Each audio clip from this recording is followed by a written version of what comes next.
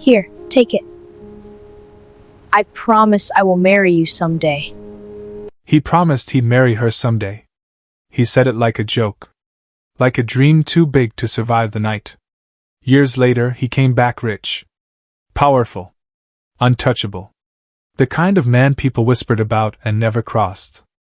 The promise still existed. So did the price of keeping it. What began as a small act of kindness grew teeth. What was given freely became something others would kill to protect. And now, two lives were moving toward the same room. One carrying hope, the other carrying blood. When they finally collide, will love recognize what power has become? If you're ready for a story about power, dignity, forbidden love, and the sweetest revenge you've ever witnessed, then you're in the right place. Hit that subscribe button and turn on notifications because this channel brings you the most addictive romance stories you won't find anywhere else. Drop a fire in the comments if you're team revenge. And let's get into this story. The neighborhood taught her how to count before it taught her how to dream. Count the steps between cracked sidewalks.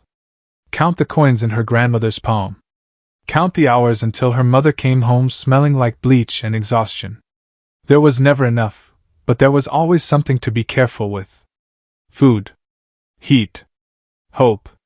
Behind the elementary school, past the blacktop where kids screamed themselves hoarse at recess, there was a fence no one talked about. Chain link. Rusted. Bent in places like it had tried to escape once and failed. Beyond it, weeds grew wild and trash collected where the city forgot to look. That's where she saw him. At first, she thought he was a shadow. Too still. Too quiet. Then he moved, just slightly, and she noticed the way his shoulders hunched as if the air itself hurt. His clothes hung off him, sleeves too long, shoes splitting at the seams. His eyes didn't scan the yard like the other kids. They stayed low. Alert. Watching for something that hadn't arrived yet. She stared longer than she meant to. Her lunch tray felt heavier than usual. Peanut butter sandwich. Apple slices bruised from the bottom of the bag. Milk carton already sweating. She hadn't eaten breakfast. Wouldn't eat dinner until late. Her stomach knew that. Still, something else pressed harder in her chest. The next bell rang. Kids scattered. She didn't. She walked toward the fence. He noticed immediately. His body tightened, like a wire pulled too fast. For a second, she thought he might run. Instead, he froze, eyes flicking left and right, calculating exits that didn't exist. She stopped a few feet away. "You hungry?" she asked. Her voice sounded small, even to her. He didn't answer. Just stared at the sandwich like it was a trick. Like it might disappear if he believed in it too hard. She broke it in half and pushed one piece through the fence. "It's okay," she said quickly. "I already ate." She hadn't. His hand shook when he reached for it. Not from cold. From fear. He took it like he was stealing time itself and ate fast, head down, chewing like the world might change its mind. He didn't say thank you. She didn't ask for it. The next day, she came back. Same spot. Same fence. This time, he was waiting. Not standing close, not obvious, but there. Watching her approach like a stray animal deciding whether to trust the hand or bite it. She gave him the other half. Days turned into weeks. The fence became a meeting place no one noticed. She learned the rhythm of his breathing.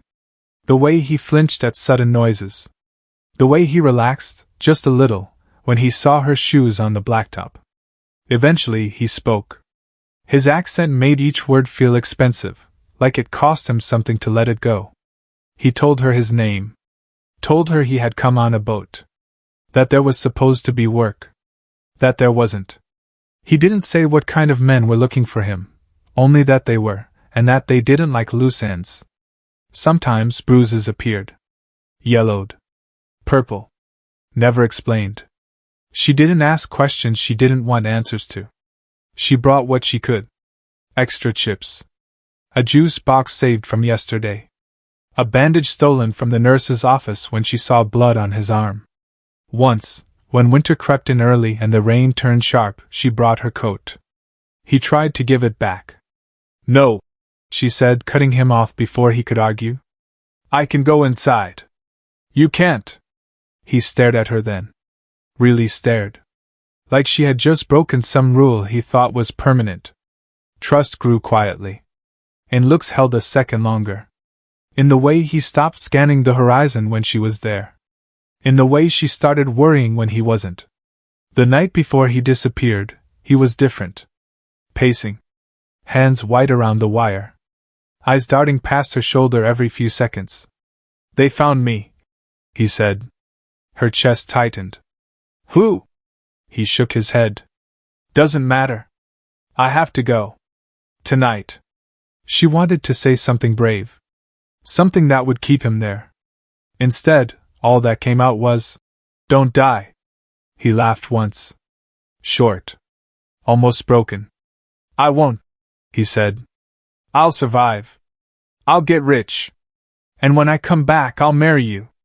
It was ridiculous. Huge. Impossible. She laughed, not because it was funny, but because it was too big to fit inside fear. She untied the ribbon from her hair. Red. Cheap. Fraying at the edges. She wrapped it around his wrist, right over a thin white scar she'd never asked about. So you don't forget, she said. He looked at it like it was something holy. I won't, he promised. The next morning, the fence was empty. She waited through recess. Through lunch. Through the bell that sent everyone back inside. She came back the next day. And the next. Weeks passed. Then months. The weeds grew taller. The fence stayed silent. She kept waiting. He never came back. He woke before the city did. Not to an alarm. Not to sunlight. To habit. The penthouse hovered above Seattle like a private weather system, glass walls, polished stone, silence thick enough to feel. Below him, the city breathed in gray. Rain traced slow lines down the windows, turning streets into veins of light and shadow. He didn't look at it. He never did. The espresso machine hummed to life behind him. Imported. Italian. More expensive than most people's cars. He pressed the button and walked away before the cup finished filling. The smell followed him anyway. Bitter. Sharp. Unnecessary. His closet opened like a confession of control. Rows of black suits. Identical cuts. Tailored to remove choice from the morning. He selected one without looking, buttoned it with practiced precision, adjusted his cuffs until nothing was left uneven. The apartment was immaculate. No art. No photographs. No clutter that suggested memory or sentiment. It wasn't a home. It was a holding cell with a view. His phone buzzed. A message appeared. Then another. Shipping routes secured. Vancouver port compliant. 8.4 million moved clean. He read them without expression. Typed one word back. Good. The number meant nothing. It never did. Money had long ago stopped being the point. It was just a language now. One he spoke fluently. One that bent people without ever raising his voice. They called him the ghost. Not because he hid, but because when he entered a room, everything else disappeared. Conversations shortened. Breathing changed. People leaned forward without knowing why.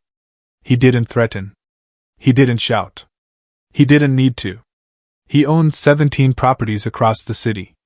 Warehouses near the docks. Office buildings downtown. Shell companies layered so deep even accountants lost the thread. He lived in none of them.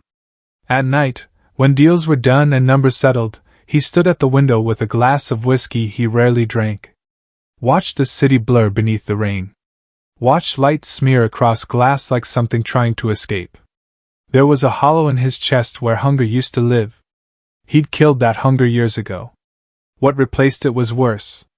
In his office, hidden behind a panel that required no code, because no one dared touch it, was a drawer he opened every morning.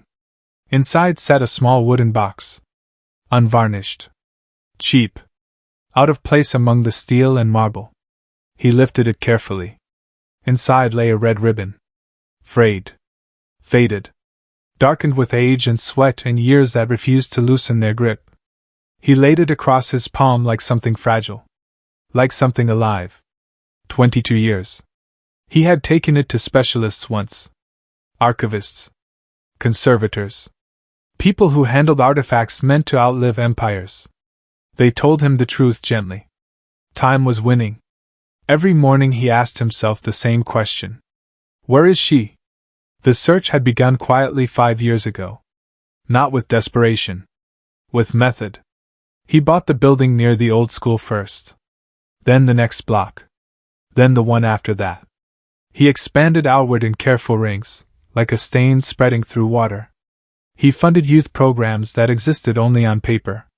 Placed operatives in community centers under the guise of social work. Hired private investigators who asked questions without asking why. No one connected the dots. No one imagined the most feared man in Seattle was searching for a girl who once fed him when the world wanted him dead. His second-in-command knew better than to interrupt unless necessary. When he entered without knocking, it meant something had shifted. There are 3 more, he said, placing a tablet on the desk. Same first name. South Side. Late 20s. Early 30s. He didn't respond right away. Just scrolled. Faces passed beneath his thumb. Smiles too easy. Eyes wrong. Something missing. No, he said quietly. It's been years. The man tried carefully. She could have left the city. She didn't, he replied. How do you know? Because the ribbon was still disintegrating. Because the promise was still breathing. Because some things didn't vanish just because time wanted them to. The rain outside grew heavier. Seattle always did this. As if the city remembered something it couldn't fix and kept apologizing for it. His empire rested on 2 principles. Never be hungry again. Never forget the girl. Everything else, the violence, the fear, the money, was scaffolding. The break came on a Tuesday. The door opened without warning. No knock. No hesitation. We found her. The words landed heavy. Final. He didn't move.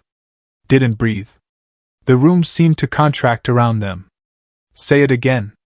We found her, his second said. She's still in the city. The hollow in his chest cracked open. A name appeared on the screen. A photograph. A woman standing in front of a brick building with peeling paint and defiant posture. Arms crossed. Jaw set. Eyes sharp with the same quiet fire he remembered from behind a fence. Older. Worn. Unmistakable. She runs a community center. The man continued. Rainier Valley. She's been organizing against a redevelopment project. He barely heard the rest. The ribbon burned against his skin beneath his watch. After 22 years, after 5 years of searching, after building an empire out of survival and silence. She was here. And somewhere in the city, without knowing it, she was already fighting him. Rainier Valley woke up early, whether it wanted to or not. The buses ran before sunrise. The corner stores lifted their metal gates with tired groans. Steam rose from sewer grates like the neighborhood was exhaling something it had been holding in all night. People moved with purpose here. Not because life was easy, but because stopping meant falling behind. She was already awake when the first flyer hit the table. Hands steady. Jaw tight. Coffee untouched. The community center smelled like old books, lemon cleaner, and something hopeful that refused to die. The walls were covered in children's drawings. Bright suns. Crooked houses. Stick figures holding hands beneath skies that didn't look like Seattle at all. She taped another flyer to the corkboard. Community meeting, tonight. Save our homes. This was her life now. Meetings. Petitions. Phone calls that went unanswered. Elderly neighbors who spoke softly but carried decades of memory. Parents terrified of rent notices disguised as opportunities. Developers who smiled too much and never stayed long enough to hear the answers. She didn't call herself a leader. Other people did. She just knew what it meant to be hungry. To be overlooked. To have things taken because someone else decided they mattered more. When the city announced the redevelopment project, she'd read the proposal 3 times. Luxury condos. Retail space. Revitalization. Words polished until they didn't resemble truth anymore. It would erase them. So she fought. She stood at microphones. She learned zoning laws. She argued with men who spoke over her and women who pretended not to hear. She organized potlucks and protests. She stayed up late drafting letters that might never be read. Hope lived in the work. Thin. Fragile. Necessary. What she didn't know was who owned the shell company funding the project. What she didn't know was that every building outlined in red on her maps belonged to the same invisible hand. The day of the meeting arrived heavy with rain. St. Mark's Church basement wasn't meant for crowds. Folding chairs pressed together. The smell of burnt coffee and damp coats hung in the air. 80 people crammed into a space built for half that. Voices overlapped. Anger buzzed low and constant. She stood near the front, notes folded and refolded in her pocket. She knew this speech by heart. Knew where to pause. Where to press. Where to let silence do the work. Across the city, he adjusted his cufflinks. The car pulled to a stop. His men stepped out first. Not flashy. Not armed in obvious ways. The kind of presence that changed the temperature of a room before anyone could explain why. This isn't necessary, his second said carefully. I want to see it, he replied. He didn't say her name. He didn't need to. The basement doors opened. Conversation died mid-sentence. He entered like gravity. Black suit. White shirt. No tie. His posture calm, unhurried, as if time bent to accommodate him. People shifted without realizing it. Shoulders squared. Backs straightened. Even the lawyers in the front row glanced over, uncertain. His eyes scanned the room once. Then they found her. She was mid-sentence, leaning into the microphone, explaining how fair market value meant nothing when your entire life was rooted in a place. How displacement didn't show up in spreadsheets. How communities weren't interchangeable. Her voice carried. Not loud. Certain. Something inside him stilled.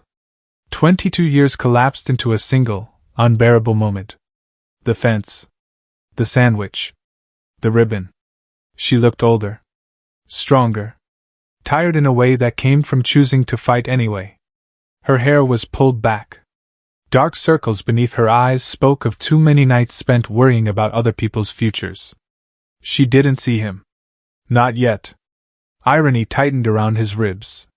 The woman he had spent half a decade searching for was standing 10 feet away, leading a rebellion against his empire. A lawyer stood to respond. Polite. Smiling. Empty phrases delivered with practiced ease. We've made a generous offer. You mean one we didn't ask for? She interrupted. Murmurs rippled through the crowd. You mean forcing people out of homes they've lived in for generations? She continued, calm but sharp. You mean turning a neighborhood into an investment? Applause broke out. Brief. Furious. He watched her command the room without raising her voice. Pride flared before he could stop it. Then dread followed. Because he understood power. And he understood what it did to people who stood in front of it without protection. The lawyer glanced back, nervous now. Mr. Park, he said, clearing his throat. Perhaps you'd like to. Silence fell. Every head turned. She followed their gaze. Her eyes met his for the first time. Confusion flickered. Just a flicker. A sense of something familiar she couldn't place. He felt it too, the moment when recognition almost breaks through, then retreats. He held her gaze. Didn't smile. Didn't look away. The power imbalance settled like a weight between them. She stood at a podium meant for borrowed authority. He stood wrapped in the kind of power that didn't need permission. Her grip tightened on the wood. Who are you? She asked. The question cut clean. He took a step forward. And in that moment, everything shifted. The air. The room. The future. He realized she wasn't just fighting a project. She was fighting him. And as he moved closer, as the distance between them closed, one truth became unavoidable. This was the collision. He entered the room where she was speaking. The room held its breath. For a moment, even the rain outside seemed to pause, as if the city itself leaned in to listen. He stopped a few steps from the front row. Close enough now that she could see the fine lines at the corners of his eyes. The stillness in his posture. The way everyone else, lawyers, residents, even the loudest voices in the room, had gone quiet without being asked. Power didn't announce itself. It arrived and waited to be acknowledged. "You asked who I am," he said. His voice was low. Even. Not amplified by the microphone, yet it carried farther than hers ever had. "I own the development company." The words landed like a dropped plate. Gasps rippled outward. Someone swore under their breath. A woman in the second row shook her head slowly, as if denial might undo reality. Her jaw set. "Then you already know how I feel about you," she said. "And what I think of what you're doing to this neighborhood." "I do," he replied. "And you're here anyway." "Yes." She stared at him, searching for something: remorse, arrogance, justification. She found none of it. Just restraint. Like a man holding a door shut against something dangerous inside himself. "I'm not here to argue," he continued. A humorless laugh escaped her before she could stop it. "Then why are you here?" He didn't answer right away. The silence stretched. Uncomfortable. Intentional. "I'm here to end it," he said finally. "The project. All of it."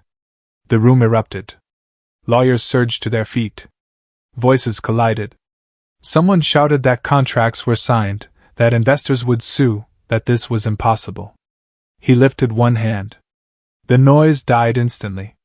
"Cancel everything," he said, without raising his voice. "Every purchase. Every contract. Return the properties. Tonight." The lead lawyer turned pale. "That's tens of millions." "I know." Her heart pounded, confused now. Suspicion crept in behind relief. "Why?" she demanded. "You don't just erase something like this because of a speech." He looked at her again. This time, longer. "Because it would hurt you." The room went still in a different way. Her breath caught. "You don't know me." His gaze didn't waver. "Yes," he said quietly. "I do." Slowly, deliberately, he reached for his left cuff. Unbuttoned it. Rolled the sleeve back just enough. The watch came off first. Heavy. Expensive. A statement in itself. Then she saw it. The red ribbon. Faded. Frayed. Wrapped around his wrist like it had grown there. Her world tilted. "No," she whispered. Her hand flew to her mouth. Her knees weakened, and she gripped the podium to stay upright. The room blurred at the edges as memory rushed in uninvited. The fence, the rain, the boy with hollow eyes and shaking hands. The promise. He stepped closer. 22 years, he said. "I kept it." Her voice broke. "You can't be." He nodded once. Almost reverent. "I survived. I came back rich." The murmurs returned, louder now, confused and frantic, but she barely heard them. All she could see was the ribbon. All she could hear was the echo of a laugh she'd given a boy because the promise had been too big to hold. "Jay," she said. The name felt fragile in her mouth. "Yes." Recognition gave way to something darker. "You became this," she said, gesturing at him. The suit, the men behind him, the way fear clung to his presence. "You became a monster." His answer came without hesitation. "I became what I had to," he said. "To survive. To find you." She shook her head, tears blurring her vision. "I gave you sandwiches. I gave you a coat. And you became the thing that destroys places like this. I became the thing that could protect you. I don't need that kind of protection." A sound like thunder cracked through the basement. Glass exploded inward. People screamed. Chairs toppled. Someone dropped to the floor as a second window shattered, spraying fragments across the room. Gunfire. He moved before she could think. Crossed the distance in 2 strides. Wrapped his body around hers and drove them down behind the podium as another shot rang out. His arm cradled her head. His other hand pressed her into the floor. "Stay down," he said into her hair. Chaos swallowed the room. His men returned fire. People crawled. Sirens wailed in the distance.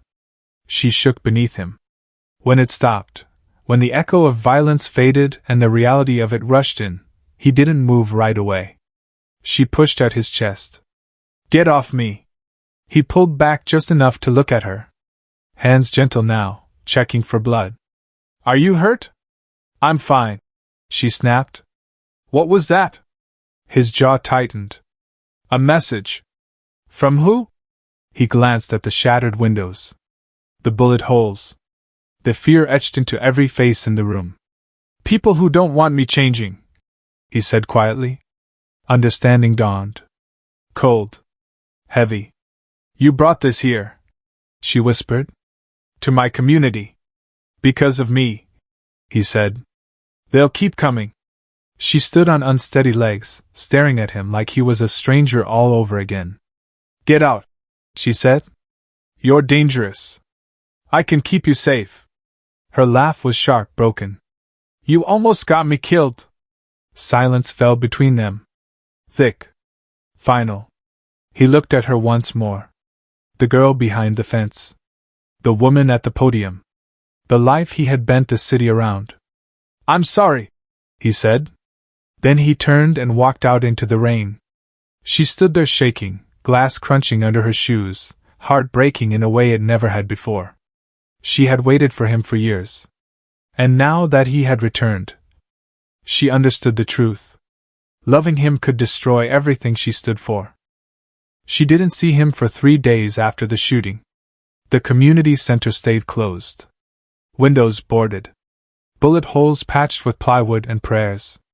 News vans came and went. Officials issued statements that said nothing. Neighbors whispered his name like it was a curse and a shield all at once. She went home every night and sat in the dark, replaying the sound of glass breaking.